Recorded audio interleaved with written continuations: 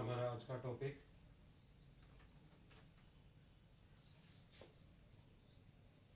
Exchange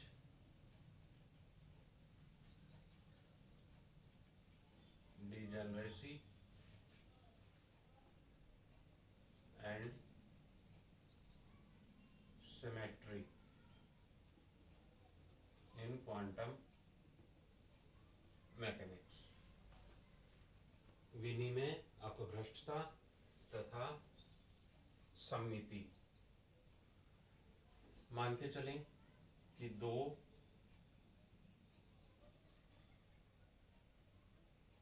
अविभेद्य कण हैं।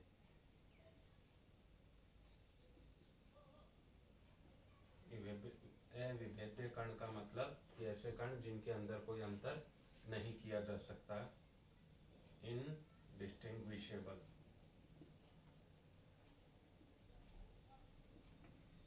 और उनका नाम दे दें 1 एंड 2।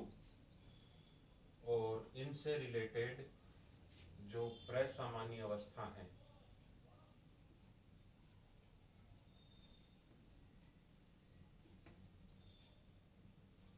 नॉर्मलाइज्ड स्टेट्स φ1 और θ2 है।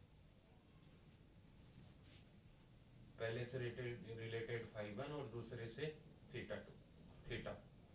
अगर इनको एक्सचेंज कर दे, दोनों अवस्थाओं को आपस में बदल दें on interchange of the particles, तो क्या हो जाएगा? φ2 θ1। तो आपने इनको एक्सचेंज किया है, तो इनको मैथमेटिकल फॉर्म में या फॉर्मूले के रूप में इस प्रकार लिख सकते हैं। P12 इसको इसमें एक्सचेंज किया है, तो φ1 θ2 is equal to φ2 θ1, equation number 1। तो यहाँ ये P12 ये कहलाएगा एक्सचेंज ऑपरेटर। जनरल रूप में, व्यापक रूप में मान लीजिए I व J पार्टिकल्स हैं और इनको आप एक्सचेंज कर रहे हो, तो Pij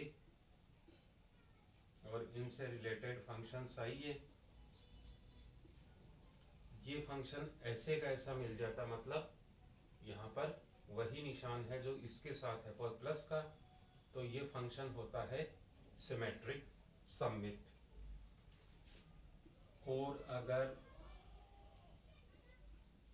ये है नेगेटिव निशान आ जाता है, तो ये फंक्शन हो गया प्रतिसम्मित। क्लियर? तो इन दोनों की सहायता से सम्मित और प्रतिसम्मित फलनों को किस प्रकार लिख सकते हैं?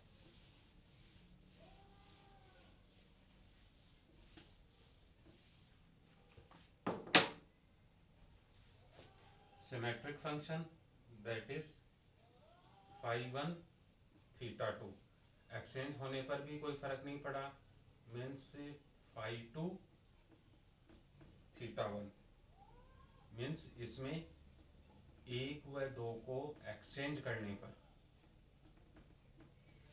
करने पर भी जो फंक्शन है वो अप्रभावित है, अनअफेक्टेड है।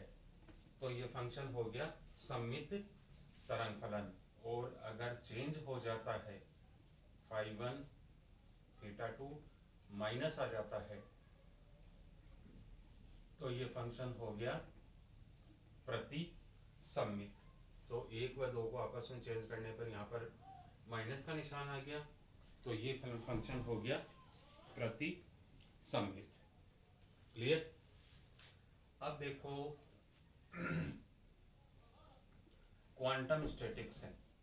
क्वांटम स्टैटिक्स को हमने दो ब्रांचों में डिवाइड किया। एक तो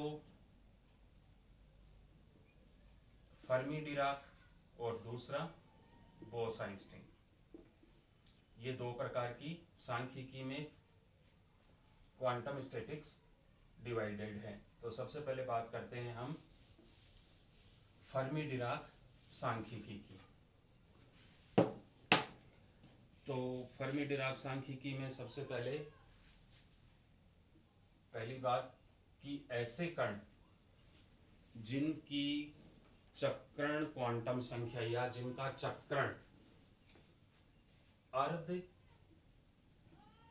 विषम पूर्णांकी हो, मीन्स 1/2, 3/2, 5/2 इस प्रकार हो, तो इस प्रकार के जो कण होते हैं वो फर्मी डिराक सांख्यिकी का पालन करते हैं। नंबर 2, फर्मी डिराक सांख्यिकी का पालन करने वाले फलन, जो तरंग फलन है वो प्रति सममित होता है, एंटी सिमेट्रिक होता है। जैसा कि हमने पहले लिखा था φ1 θ2 माइनस φ2 θ1। तीसरा, इसी में ही कहते हैं कि यदि फाई बराबर थीटा है, दोनों फंक्शन एक जैसे हैं, तो इनमें रहने वाले दो कण फर्स्ट और सेकंड दोनों के फंक्शन भी समान है, तो दोनों कण भी एक जैसे होंगे। तो हम दोनों कण एक जैसे हैं तो उनको क्या कह सकते हैं? अविभेद्य कण। तो दो अविभेद्य कण हैं, वो एक ही अवस्था में स्थित नहीं हो सकते। क्लियर? क्योंकि ये फाई बराबर थीटा रखोगे तो ये वैल्यू 0 आ जाएगी, तो एसिमेट्रिक फंक्शन 0, तो दोनों कण एक ही अवस्था में नहीं रह सकते हैं, और यही कहलाता है पाउली का अपवर्जन नियम। तो कहने का मतलब क्या है कि ऐसे कण जो पाउली के अपवर्जन नियम का पालन करते हैं वो फर्मी डिराक सांख्यिकी का पालन करेंगे। चौथा, इस सांख्यिकी का पालन करने वाले जो कण हैं उनको हम कहते हैं फर्मियोन्स। सांख्यिकी का नाम है फर्मी डिराक, तो इसी के आधार पर इस सांख्यिकी का पालन करने वाले कणों को फर्मियोन्स कहते हैं, जैसे इलेक्ट्रॉन, प्रोटॉन आदि। क्लियर? दूसरी प्रकार की सांख्यिकी बोस-आइंस्टीन सांख्यिकी। बोस-आइंस्टीन सांख्यिकी लगभग इसका एकदम विपरीत है।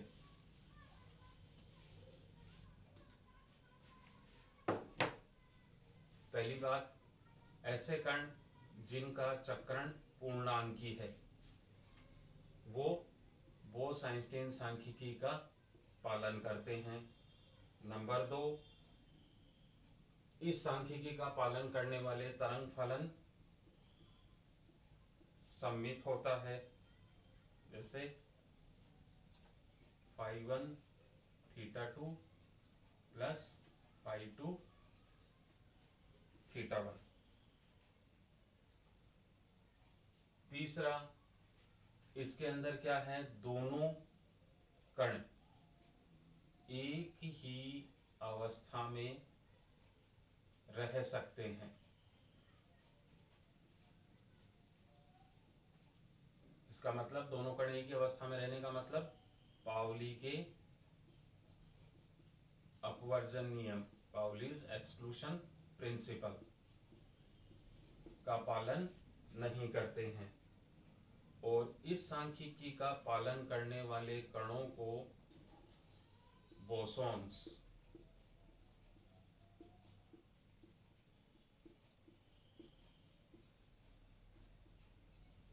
कहते हैं। क्लियर? अब इसके बाद में हमारा अगला टॉपिक, सबसे पहले बोस-आइंस्टीन वितरण नियम। Bose Einstein distribution law.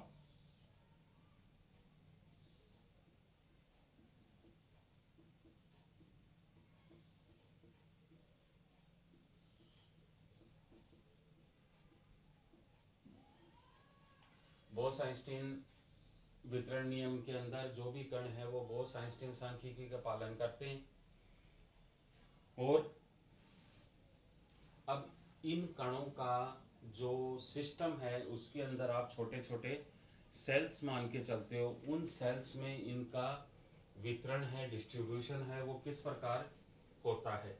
तो मान लीजिए कोई आयत शेल है, कोष्ठिका है, जिसमें नंबर ऑफ फेज पॉइंट्स, और फेज पॉइंट्स के नंबर से ही आप क्या कहते हो, इन फेज पॉइंट्स को ही कण कह देते हो। तो कणों की संख्या या कला बिंदुओं की संख्या ni है, और IV कोष्ठिका में जो कण हैं उनकी ऊर्जा है EI।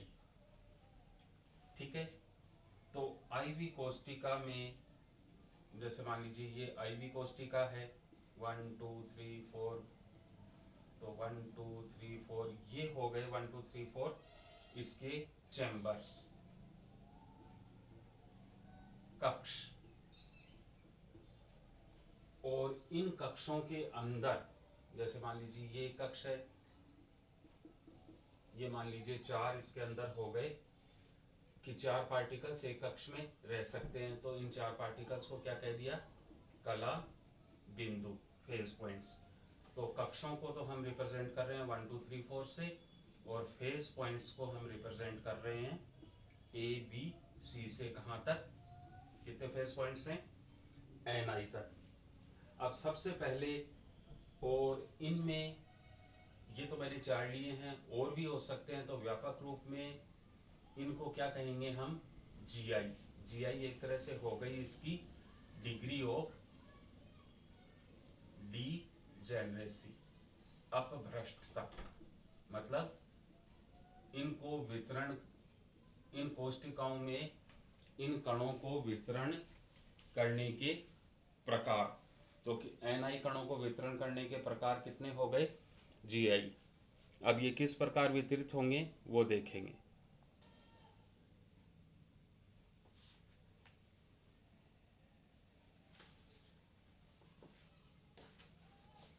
अब देखें इसमें कि पहला कण है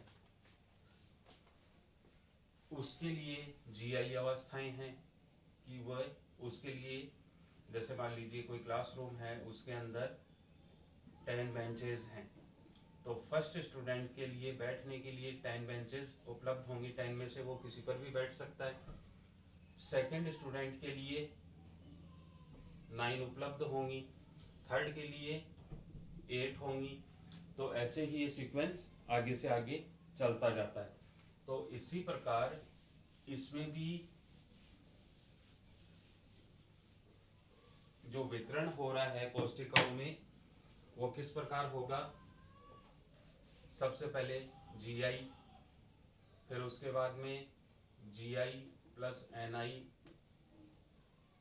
-1 डैश डैश करके GI plus ni -2 -3 GI plus ni -4 and so on. तो व्यापक रूप में हम इसे किस प्रकार लिख सकते हैं, GI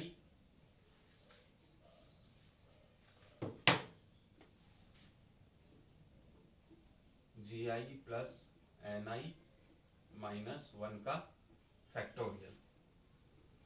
क्लियर। अब IV कोष्ठिका की बात करें, IV कोष्ठिका के अंदर सूक्ष्म अवस्थाओं की संख्या, सूक्ष्म अवस्थाओं की संख्या एक तरह से हम इससे पहले वाले यूनिट में कर चुके हैं, thermodynamical probability, that is WI, ऊष्मागतिक प्रायिकता। तो GI प्लस ni -1, और कितनी होगी एक के लिए निकाल रहे हैं तो टोटल कोशिकाओं की संख्या से डिवाइड करना पड़ेगा और टोटल कणों की संख्या से भी डिवाइड करना पड़ेगा। इसको दे दो इक्वेशन नंबर 3। फैक्टोरियल को खोल लीजिए तो GI प्लस NI -1 का फैक्टोरियल और ये दिस इज GI -1 का फैक्टोरियल NI और इसका फैक्टोरियल GI से GI कट गया तो ये आ गया GI प्लस NI -1 का factorial upon GI -1 factorial NI। सभी सूक्ष्म अवस्थाओं की संख्या सभी कर रहे हैं तो इसका क्या कर देंगे समेशन। तो समेशन करने पर ये प्रायिकता हो गई W। क्लियर। अब इस इक्वेशन नंबर 5 का दोनों तरफ लॉग लेने पर तो log W log GI plus NI -1 का फैक्टोरियल माइनस log GI -1 का फैक्टोरियल माइनस log NI का फैक्टोरियल। अब एक फॉर्मूला होता है that is known as Stirling सूत्र या फॉर्मूला। वो होता है log x का फैक्टोरियल होता है x log x minus x। तो x की जगह ये है, यहाँ log x की जगह ये है। इस सूत्र से ऊपर वाले स्टेप्स को हम खोल देते हैं तो ये हो जाएगा GI plus NI -1 log NI प्लस GI -1 माइनस NI प्लस GI -1 minus GI -1 log GI -1 minus GI -1 minus और माइनस ये प्लस हो जाएगा minus NI log NI minus निशान पहले से है तो NI माइनस का ये प्लस का कट गया माइनस GI प्लस GI ये भी कट गया माइनस और माइनस प्लस 1 और -1 ये भी कट गया। अब इसी में ही ये कंडीशन लगा दें कि GI व NI के उच्च मान होते हैं, मान बहुत अधिक होते हैं तो इनको एक की तुलना में GI तथा NI के उच्च मानों की तुलना में एक को नगण्य मानने पर या एक की उपेक्षा करने पर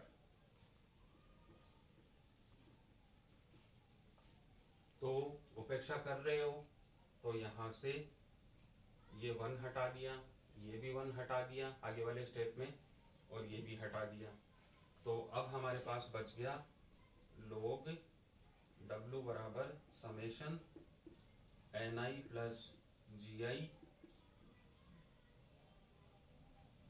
log NI प्लस GI माइनस GI log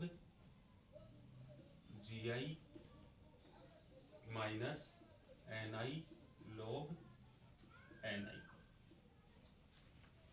इसको दे दो समीकरण नंबर 6। अब ऊष्मागतिक प्रायिकता है, ऊष्मागतिक प्रायिकता के अधिकतम मान के लिए तो अधिकतम और न्यूनतम मान के लिए गणित में हम क्या करते हैं कि उसका फर्स्ट डेरिवेटिव वो 0 के बराबर होता है तो del log W is equal to 0 होना चाहिए। तो इसका मतलब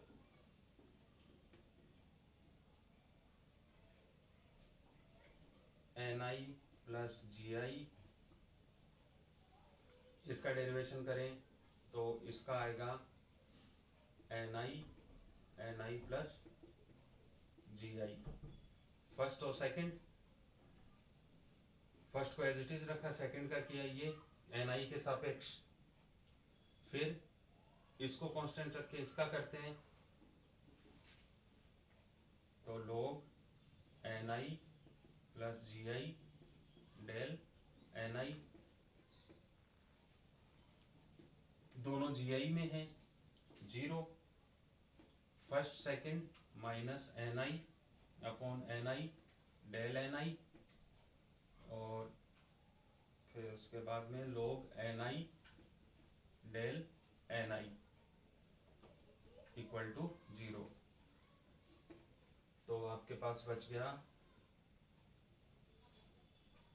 log N I plus ji i minus log N i, इसमें भी डेल एन आई, इसमें भी del N i, del N I, this equation number 7। थोड़ा इसको और ढंग से लिख लें, ये वाली फॉर्म आ गई log a माइनस बी, तो log N I plus ji I upon N I into del N I is equal to zero. अब n total number of particles, तो n को हम लिख सकते हैं समेशन एन आई, जो कैसा होता है, नियत होता है कांस्टेंट, तो डेल n बराबर डेल एन आई जीरो, तथा u आंतरिक ऊर्जा इंटरनल एनर्जी, ये भी कैसी होती है, कांस्टेंट, तो u, और ये होता है ई आई एन आई, ये भी कांस्टेंट है, तो इसका अवकलन किया, डेल u समेशन ई आई डेल एन आई बराबर जीरो। इसको दे दें समीकरण नंबर 8 और इसको दे दें समीकरण नंबर 9। अब यहाँ पर हमारे पास तीन समीकरण आ गई, समीकरण नंबर 7, 8 और 9। इनको हल करने के लिए हम लैग्रांज विधि, लैग्रांजेस मेथड का यूज करेंगे। लैग्रांजेस मेथड के अनुसार इस समीकरण को माइनस, समीकरण नंबर 8 को माइनस अल्फा से मल्टीप्लाई करेंगे और समीकरण नंबर 9 को माइनस बीटा से मल्टीप्लाई करेंगे। इसको माइनस अल्फा से और इसको माइनस बीटा से मल्टीप्लाई करके दोनों को मल्टीप्लाई किया और इक्वेशन नंबर 7 के अंदर ऐड कर देंगे। तो इस इक्वेशन में ऐड करने पर यह आपको मिलेगा समेशन एन आई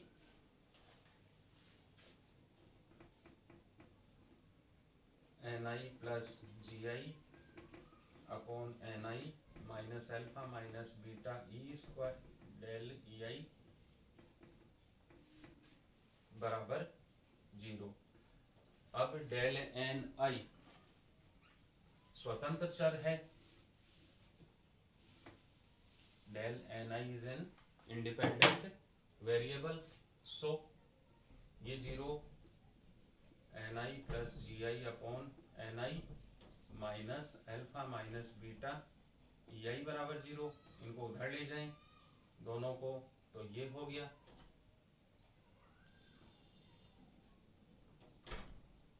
log को हटाते हो यहां से, तो इधर जाके एक्सपोनेंशियल में चेंज हो जाएगा,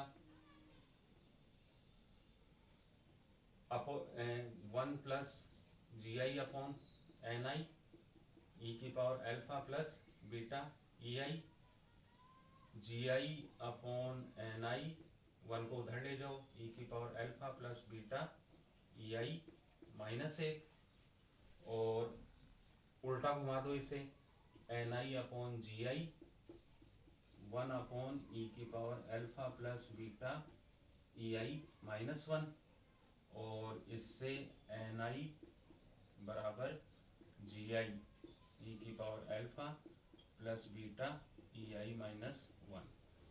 ये आ गया बोस-आइंस्टीन वितरण फलन। मान लें सुविधा के लिए लेट e बराबर e की पावर अल्फा, e की पावर अल्फा, तो इस इक्वेशन को कैसे लिख सकते हैं, जी आई e की पावर अल्फा e की power beta e i minus एक, तो एन आई जी आई e की power beta e i minus one, ये भी इसी का ही दूसरा रूप है। क्लियर? ये हो गया बोस-आइंस्टीन वितरण सूत्र। आज के लिए इतना ही। थैंक्स।